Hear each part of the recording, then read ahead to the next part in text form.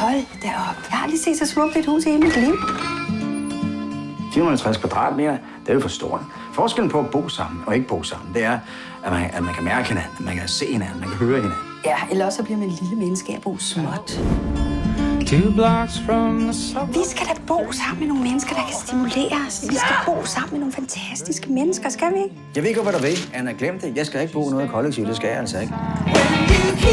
Det er sgu en morsom tanke at bo sammen med jer. Har du nogen penge? Det er hammer.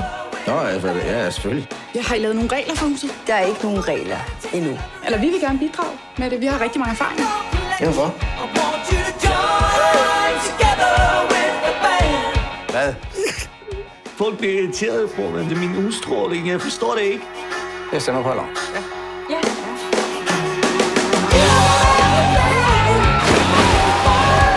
Det er en opvaskemaskine. Hvorfor skal maskinerne komme over til mig?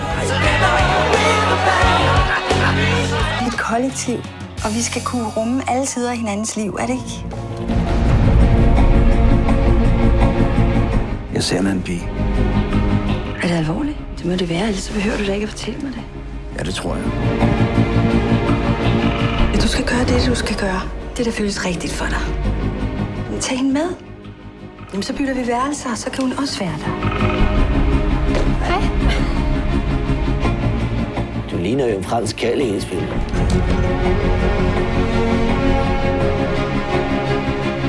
Erik, jeg har været sammen i 15 år, så jeg forstår godt, hun går i stykker. Jeg sidder i et hul i mit eget hus og forsøger at arbejde, men jeg skal forholde mig til nogle kvindeproblemer hele tiden. For helvede!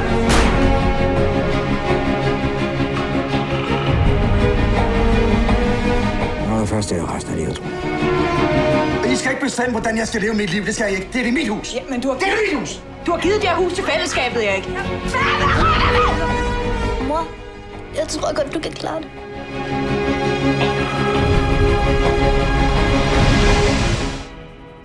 Hej, Erik. Hej, Anna. Så er det så langt.